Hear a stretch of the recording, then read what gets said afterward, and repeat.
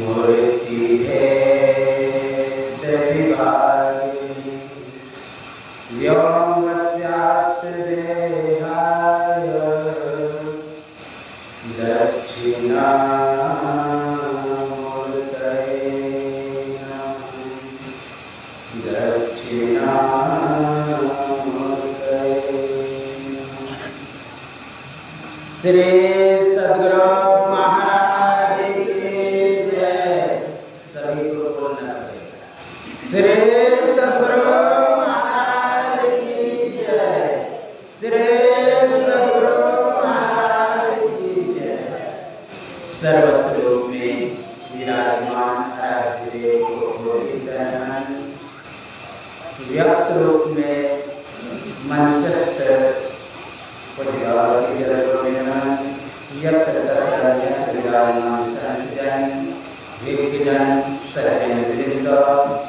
माता एवं धर्मशिला भक्तिमती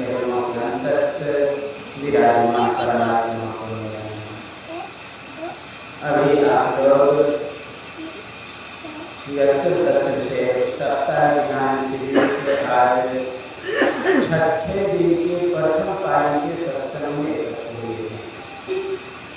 उसमें सदग्रंथ सत्संग योग से मुक्ति को उपनिषद से पाठ सुनाया गया। उपनिषद है उपसर्ग, नील उपसर्ग, शब्द और साधन धातु से सर्व चलन और निषिद्ध दोनों। निषिद्ध का क्या होता है? बैठना। उपकार समीप, यानी गुरु जो शिष्य के समीप जाकर प्रश्न किए हैं, चाहे हनुमान हो कि और कोई शिष्य हो, सेवक स्वामी के पास जाकर के जो शंका किया है, गुरु जो उसका समाधान दिए।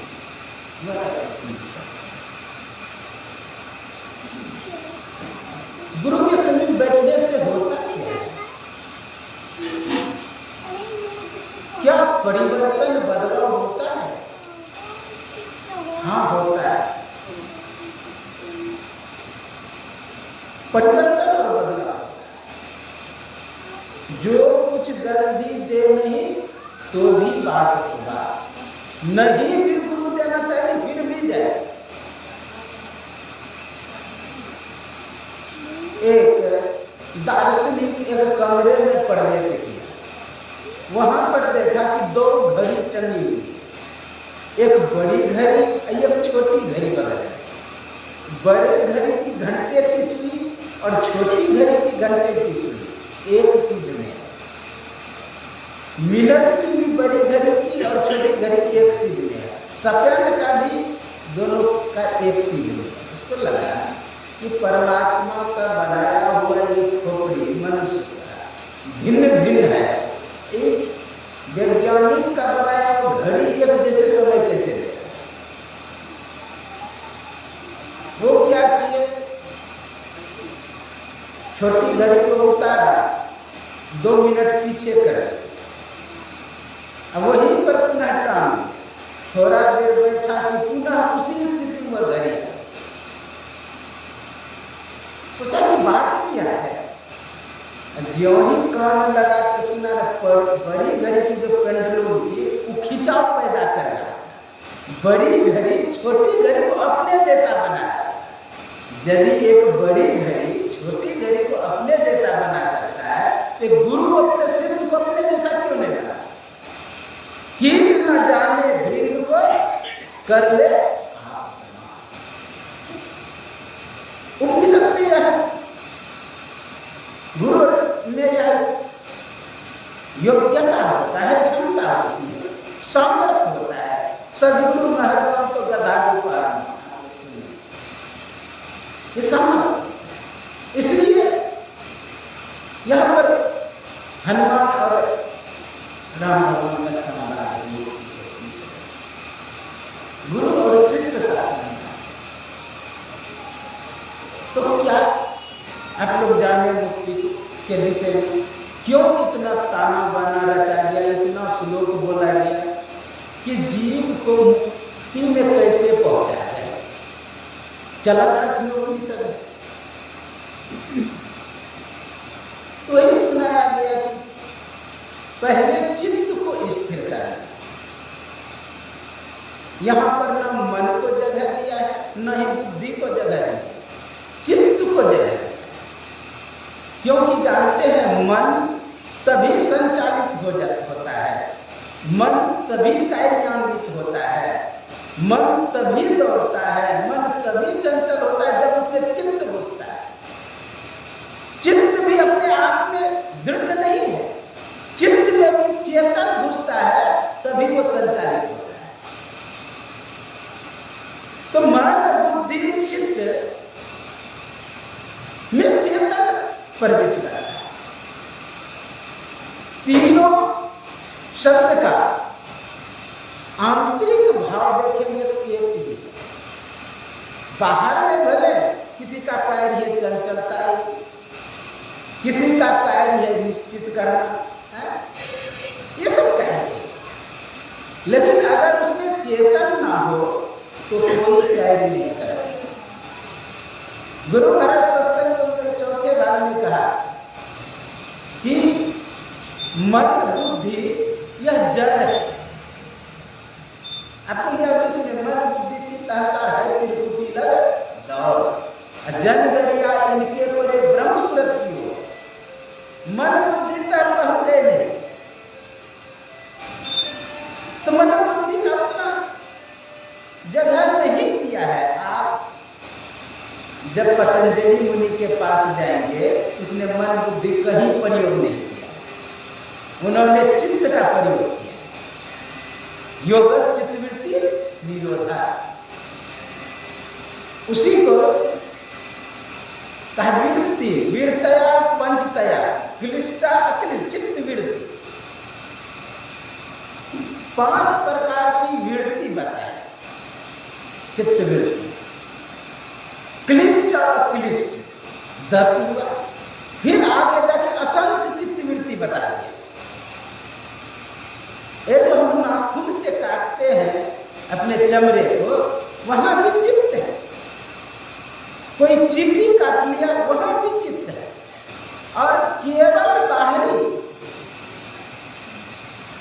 चमड़े पर नहीं प्रभाव पड़ता है। ये जो शरीर बना हुआ है हड्डी मांस चमड़े सहित, इसमें 600 खरब कोशिका सेल है। 600 खरब कोशिका सेल में 600 खरब केंद्रक, और 600 खरब केंद्रक में 600 खरब नाभिक है, उसमें क्रोमोसोम है, न्यूक्लियस है, वहां तक संचालित हो जाता है। इतना अंदर पहुंच जाता है कि वहां अस्त्र भी नहीं पहुंच सकता है, अग्नि उसे नहीं जला सकती है, हवा उसे नहीं सुखा सकती, इतना अंदर तक पहुंच गया। ये केवल चींटी को काटने से, जहां से प्रेरक है वहां से पुनः रिएक्शन होता है। जैसे हम कान से शब्द को सुने, ये शब्द कहां तक गए? कान के पर्दे तक। इसको कहते हैं बैटरी। अगर उल्टा लेते हैं, बैटरी वाली कान के पर्दे तक, वहां से इलेक्ट्रिक वेव के द्वारा ये जो परापश्यंती मध्यमा बैटरी है। फिर मध्यमा कहां से कहां तक? कान के पर्दे से लेकर मस्तिष्क के केंद्र तक मध्यमा।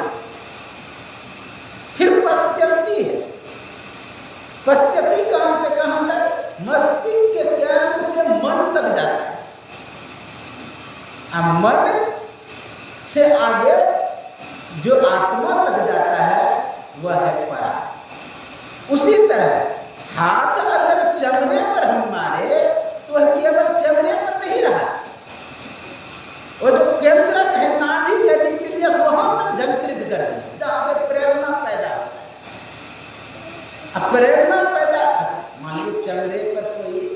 डंडे से मारा तो आपको रिएक्शन होता है कि नहीं?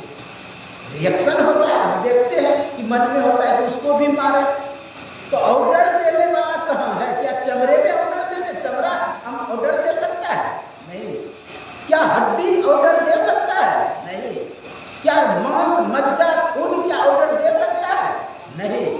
ऑर्डर देने वाले तक पहुंचा, हाँ, तब वहां से रिएक्शन आया। तक पहुंच जाता है, इतना केंद्रित तक पहुंच जाता है जहां से रिएक्शन पैदा होता है।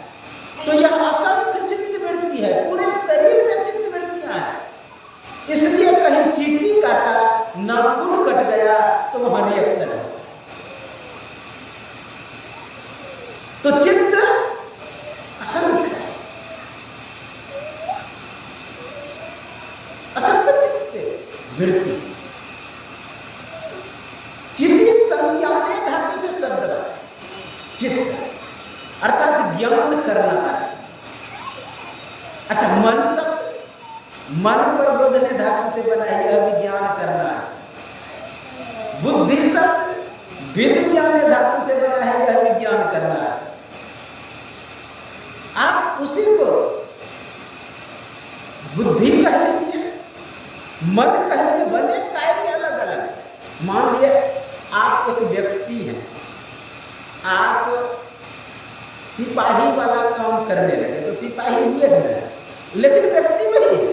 अब वही मेस्तर वाला काम करने लगे तो आप है, लेकिन मेस्तर वाला काम कर रहे तो उसके अनुसार नाम पड़ गया। और कोई कार्य कर रहे तो किसान है तो किसान नाम पड़ गया, लेकिन व्यक्ति व्यक्ति है। उसी तरह चित्त तो चित्त है, चेतन तो चेतन है। उसमें क्या है? कार्य करने के आधार पर उसका नाम रख दिया है। अब मास्टर कोई व्यक्ति है है? अब मास्टर वाला काम करने लगा तो मास्टर, मुखिया वाला काम करने लगा तो मुखिया, लेकिन व्यक्ति व्यक्ति। उसी तरह चित्त तो चित्त है, उसी को लोग मन कह लेता है, बुद्धि कह लेता है, कार्य के आधार पर। जैसा जैसा कार्य किया उसके अनुसार नाम। तो उस चित्त पूरे शरीर में, लेकिन चित्त में कहां से शक्ति मिलती है, सामर्थ्य मिलता है? कितना सुंदर का चित्त रूपी वृक्ष का दो बीज है। तो बीज समझ रहे, बाबा बहुत अच्छे ढंग से समझा रहे थे। बीज जैसे कि चना का उदाहरण दिए, चना में दो पार्ट होता है, एक पार्ट को हटा दीजिए तो क्या उसमें अंकुरण होगा? आप खाद पानी खूब डालिए, और सही कीमती से कीमती उसमें डालिए कि कम से कम फल जाए, फूल जाए, क्या कभी होगा? नहीं। एक पार्ट को हटाने के बाद, लेकिन दोनों के पार्ट के सामंजस्य से, दोनों पार्ट के संयोग से, दोनों पार्ट को नियंत्रण यानी तंत्र व्यवस्था में रहने से तब अंकुरण होता है।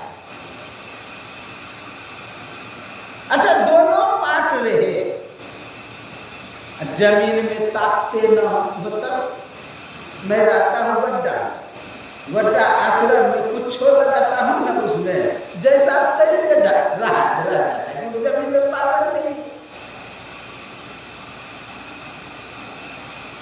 तो केवल बीज प्रधान नहीं होता है, बीज केवल प्रधान नहीं, जमीन भी प्रधान होता है। जमीन में अगर हाल नहीं है, जमीन योग्य नहीं है, तो आपका बीज धरा रह जाएगा, रखा रह जाएगा, जस का तस रह जाएगा। वर्षा नहीं पड़े, कुछ नहीं हो तो क्या होगा? यानी एक पार्ट हटा देने के बाद भी अंकुर नहीं होगा, दोनों पार्ट रहने के बाद भी अंकुर नहीं होगा अगर हाल नहीं हो जमीन में, वैसा साधन नहीं जुटाया गया हो।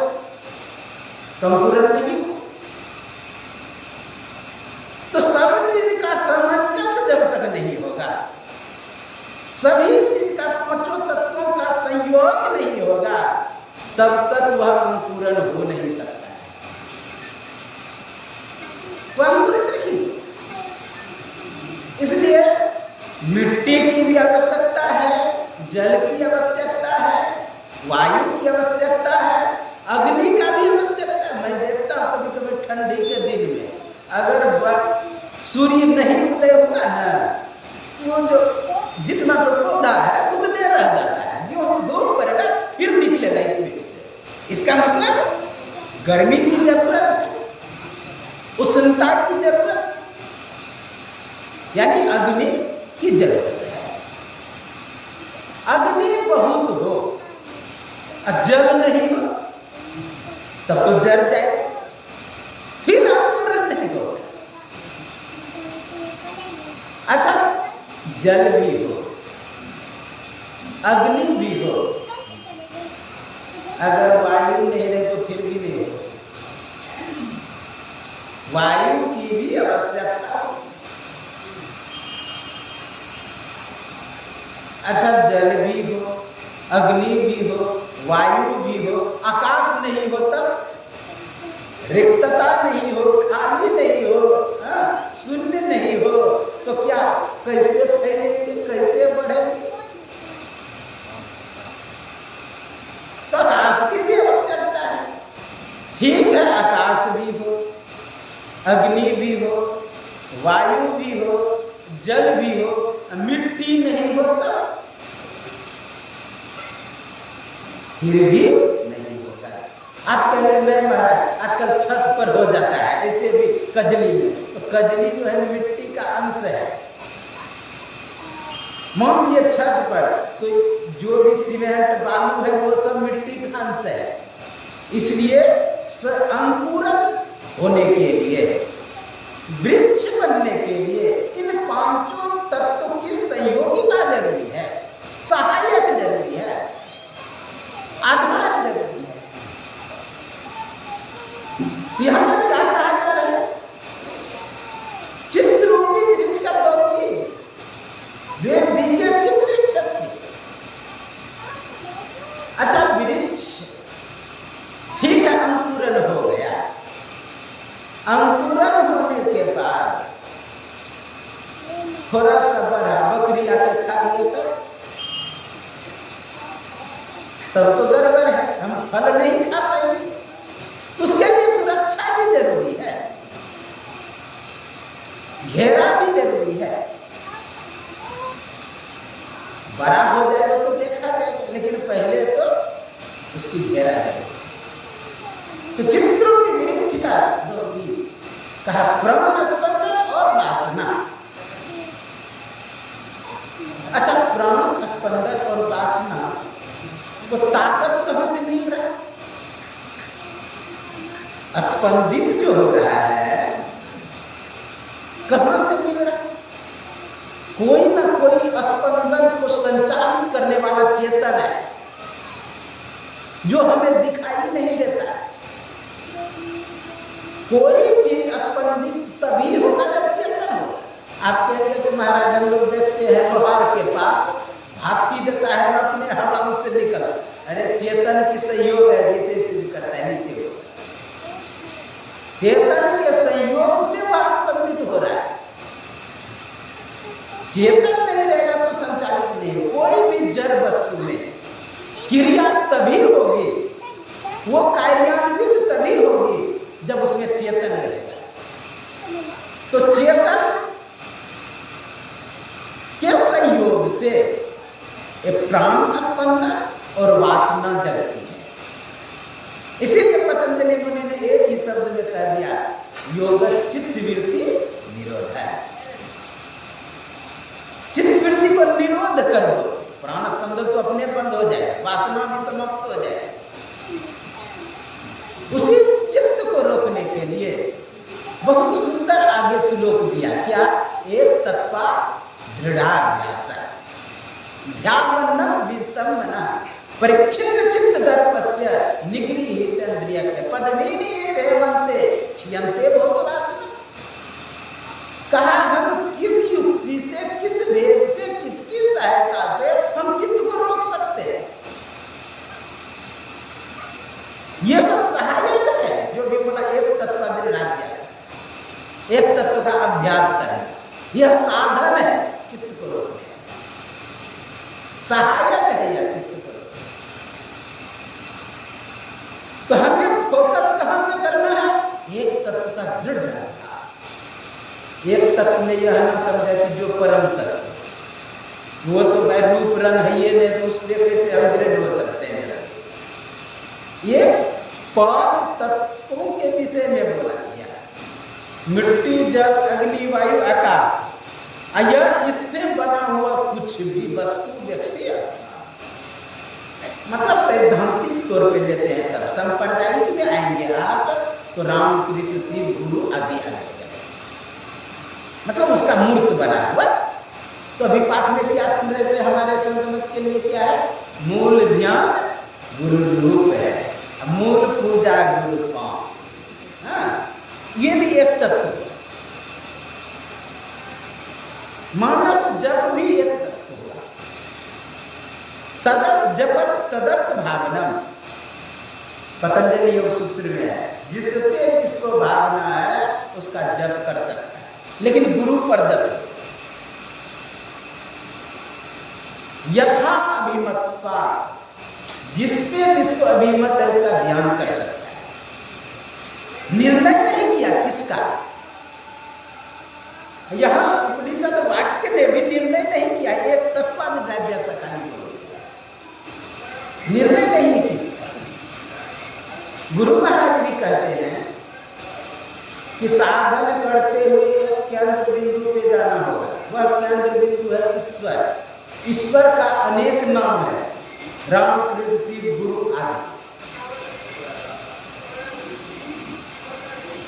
इसलिए हम एक तत्व का दृढ़ाभ्यास करेंगे तो स्वाभाविक है चित्तवृत्ति, चित्त को शांत कर देते, चित्त को समाप्त कर देते, चित्त में चंचलता ही ना हो, वासना ना हो। उसके लिए एक तत्व का दृढ़ाभ्यास, चित्त कर दो। जहां से ये संचालित हो रहा है, मान लिए पाकिस्तान बार बार घुसपैठ भारत में भेजता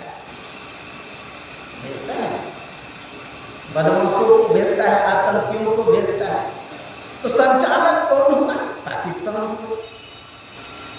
संचालक पाकिस्तान हुआ।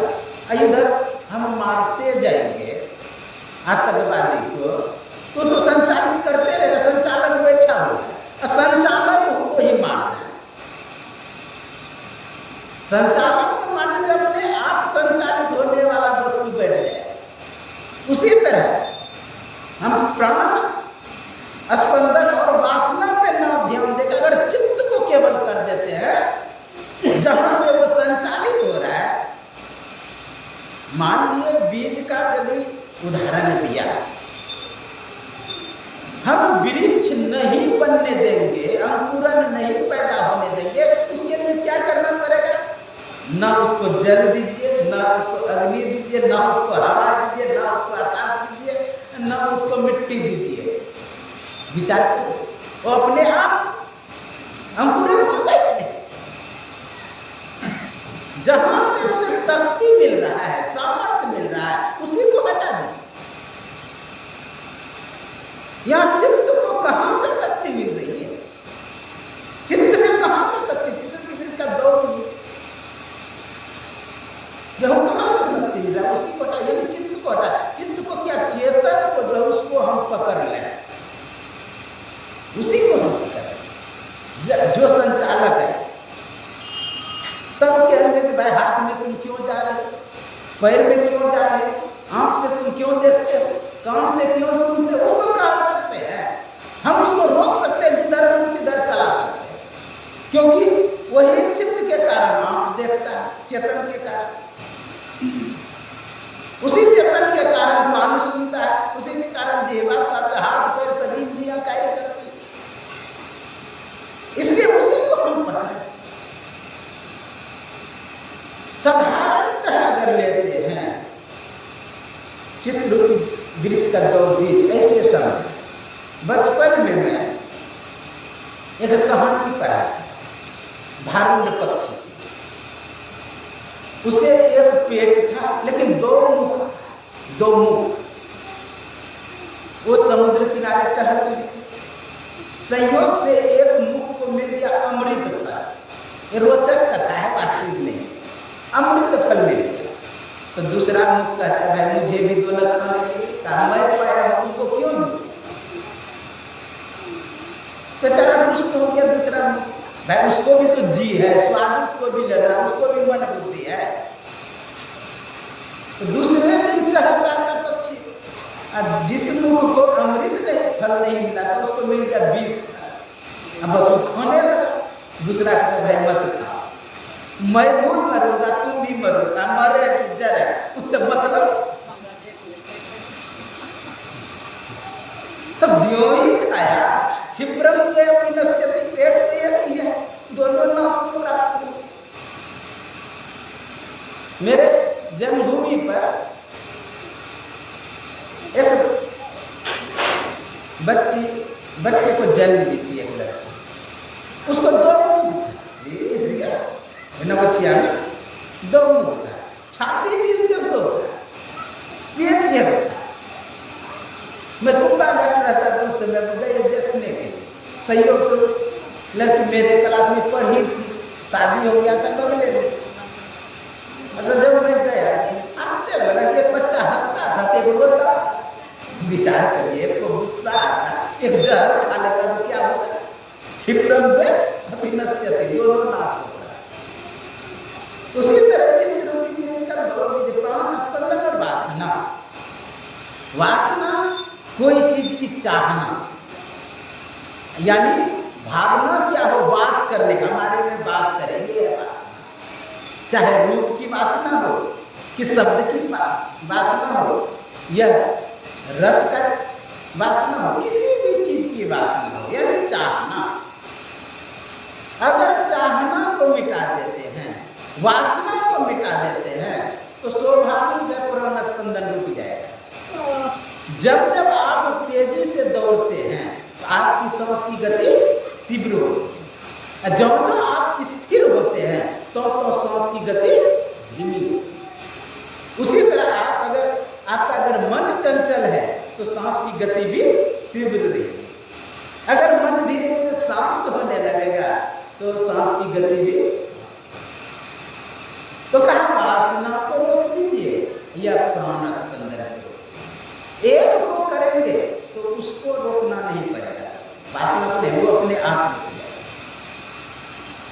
प्राण स्पंदन एक को छीनकर एक छीने, छिप्रम के दोनों नाश हो जाते। इसलिए हमें चाहिए कि प्राण स्पंदन को रोकना ही हमारे संतुलन में नियम नहीं तो यदि रोकेंगे छोड़ना पड़ेगा, छोड़ेंगे तो रोकना। इसलिए जो समंजस ढंग से चल रहा है चलने दीजिए। गुरु महाराज जो ध्यान बताए हैं, आप मानस ध्यान मानस जप सीधा होकर के बैठ के करेंगे तो प्राण स्पंदन अपने आप बंद हो जाएगा। 12 अंगुल पर्यंते नासाग्रे विमले बरे संवेदृश प्रसन्नात्मा प्राण स्पंदन निरुध्यते। कहा 12 अंगुल बाहर, 12 अंगुल पर्यंते, नापना नहीं है, नापने की गलती मत करेगा। जो गुरु निर्दिष्ट स्थान है वहां पर केवल देखना, जहां देखेंगे अगर वहां बिंदु वही 12 अंगुल। एक बार मैं संत श्री प्रमंद जी महाराज के पास पंखा रहा, एक व्यक्ति आया, वो जो है दोनों को कहा दृष्टि को जोड़ने के लिए, कहाँ पे जोड़ेंगे? जरा रस्सी है जो तुम जोड़ोगे, रस्सी है तुम जोड़ोगे। कैसे गुरु लिखा हुआ 12 अंगुल पर जोड़े क्या? कैसे कि नहीं, गुरु जो बताए है उसको तुम करते हो, जहां बिंदु उदय होगा वही 12 अंगुल। आपके नाप में गड़बड़ी भी हो सकता है, लेकिन परमात्मा के नाम में गड़बड़ी नहीं होगा। कितना भी अच्छा विद्वान आ जाए, गड़बड़ी हो जाता है। इसलिए जैसे पटरी पर, उसको उदाहरण देके भी खड़ा समझाए थे कि जैसे पटरी पर तुम बीच में खड़ा हो जाएगा, अब दूर देखना लगेगा कि पटरी मिला है। उसी तरह तुम गुरु निर्दिष्ट स्थान से देखते हैं, आप ही वह बिंदु जानते हैं, पटगिरा निर्दिष्ट, आप ही वह बिंदु। इसलिए हम लोगों को चाहिए कि प्रारंभ तो ये जो 7 दिन का ध्यान अभ्यास है, हम लोगों को मानस जब से प्रारंभ करें, अनेक नामों में मन भटका हुआ, अनेक नाम, एक नाम का गुरु जप देते हैं करते हैं, फिर अनेक रूपों में मन भटका हुआ, एक रूप का ज्ञान देते हैं करते हैं, चाहे गुरु का हो किसी और का। संत मत में, संत मत के नियमानुसार आप लोग जानते हैं आपका इष्ट कौन है, लेकिन और किसी संप्रदाय के इष्ट और कोई हो सकते हैं, गुरु और कोई हो सकते हैं। जैसे शंकराचार्य के गुरु आप जानते हैं गौड़पादाचार्य, और उनके इष्ट कौन थे? भगवान शंकर। उसी का एक शिष्य था, उनके गुरु थे शंकराचार्य, अब उनके इष्ट थे भगवान विष्णु।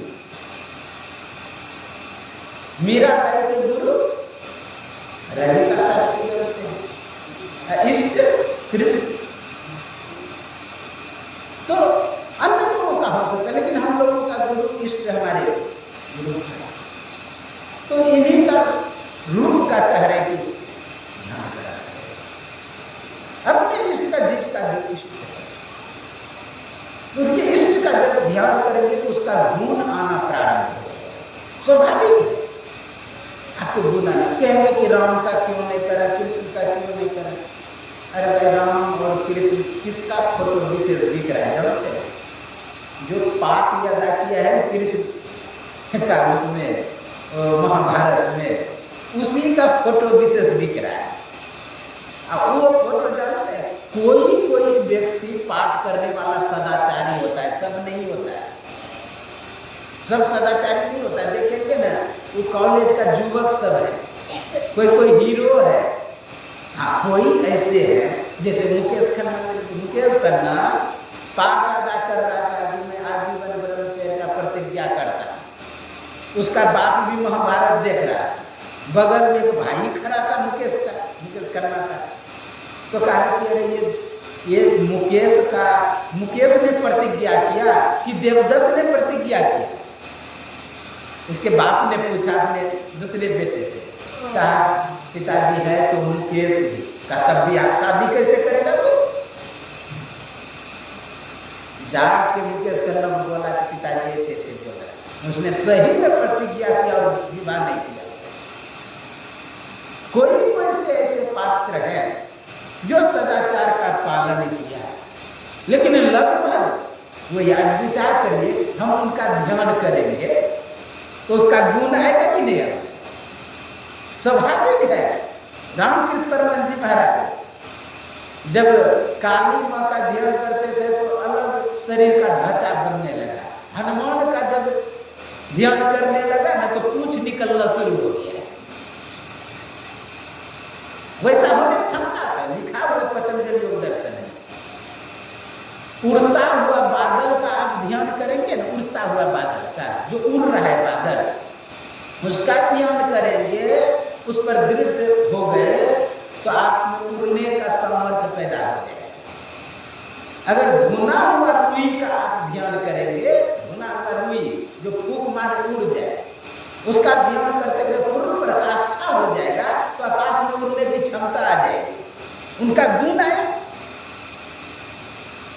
उसी तरह हम लोग अगर इष्ट का ध्यान करेंगे, गुरु का ध्यान, तो गुरु का जो गुण है हमें आना प्रारंभ हो जाएगा। लेकिन वही फिल्मी हीरो का ध्यान करेंगे तो हीरो का जो गुण है वही आना शुरू हो जाएगा। अब विचार करिए, सुनते हैं जो सीता का रोल किया था, कहीं पर शराब पी रही थी, दौड़ के लोग रखते था, वो भागी। विचार करिए उसका, अगर हम ध्यान करेंगे तो शराब पीने का आदत लगेगा कि नहीं? इसलिए हम लोग उन लोगों का ना करके जो हम देखे हैं गुरु को कि कैसे चरित्रवान थे, कैसे योग थे, उनका करके तो उनका गुण आएगा। इसलिए हम लोगों को चाहिए अंदर साधना है, एक तत्व का है, एक तत्व का चित्त क्या होगा? धीरे धीरे परीक्षित चित्त दर्पस्य चिन्ह हो जाए। उदाहरण दिया पदवी ईव है मनते, जिस तरह का मन फूल है मंत काल में वह मुरझा जाता, उसी तरह चित्त मुरझाएगा, क्योंकि चित्त के संयोग से ही बुद्धि काम करता है, मन काम करता है। इसलिए पतंजलि मुनि ने कभी मन शब्द प्रयोग नहीं किया, बुद्धि शब्द प्रयोग नहीं किया, चित्त शब्द प्रयोग। इसलिए चित्त को हमें समेटना है। हालांकि योग नहीं होता है, योगस चित्तवृत्ति निरोध है, चित्तवृत्तियों का निरोध जो योग का है, वहाँ पर पतंजलि सभी के आप देखेंगे योग का अर्थ जोड़ना होता है, और शब्द से अर्थ भी निकल रहा है जोड़ना ही। युजिर योग धातु से शब्द बना है, लेकिन पतंजलि मुनि ने कहा योग को ही योग कहते हैं। क्यों उसने ऐसा कहा कि हाथ में यह आंख का जैसे रूप में योग हो रहा है, लग रहा है योग हो रहा है, लेकिन योग नहीं, यह संयोग का है। संयोग होने के बाद परिवर्तन होता है, बदलाव होता है, बदलाव और परिवर्तन होता है। तो वह योग कहा नहीं है। जैसे पानी में दूध में पानी मिला तो पानी का स्वाद कुछ और होता है और दूध का स्वाद कुछ और होता है, दोनों को मिला देने के बाद स्वाद कुछ और ही हो जाता है। का यह योग नहीं है, ये संयोग है। और जिसका संयोग होगा उसका वियोग निश्चित है। जैसे पानी में दूध मिला दिए तो क्रिया विशेष के द्वारा आप जान सकते हैं कि कितना पानी है, कितना दूध है। यह क्रिया विशेष के द्वारा नीर क्षीर को आप अलग भी कर सकते हैं, जैसे हंस अलग करता है। इसका मतलब अलग अस्तित्व में है नहीं, वो मिला नहीं पूरी तरह। ये मात्र संयोग है। संयोग से क्या है? जैसे आंख से रूप में संयोग हुआ, तो उस रूप को देखने के बाद हमारे अंदर अगर हलचल पैदा हो रहा है, तरंग पैदा हो रहा है, कुछ हो रहा है, बगावत हो रहा है, वह योग नहीं है। योग होता है क्या? मिल के एक में एक हो जाना। जैसे दोनों हाथों को मिलाए, इस हाथ का आकार कुछ और, इस हाथ का आकार कुछ और, दोनों को मिला देने के बाद अलग ही आकार हो गया। इसलिए यह योग नहीं है, यह संयोग है। योग क्या होता है? जिस तरह नदी जाकर समुद्र में मिलके एक में एक हो जाए। योग हो जाने के बाद हमारा पुनः जन्म है। इसलिए योग का 10 क्या यंग बताया? अष्टांग 8 8 यंग में योग के 8 अंग है। 8 यंग को प्राप्त कर लेंगे तो स्वाभाविक मुक्ति हो जाएगी। तब वहां से परिवर्तन बदलाव नहीं होगा। जान तुम ही हो जाए अत्यंत दुख निवृत्ति, नित्यम सुख प्राप्ति, अपना परम कल्याण हो जाएगा। अपने आप को प्रतिष्ठित कर देंगे। आपके सेवा में कहा। बोलिए श्री सद्गुरु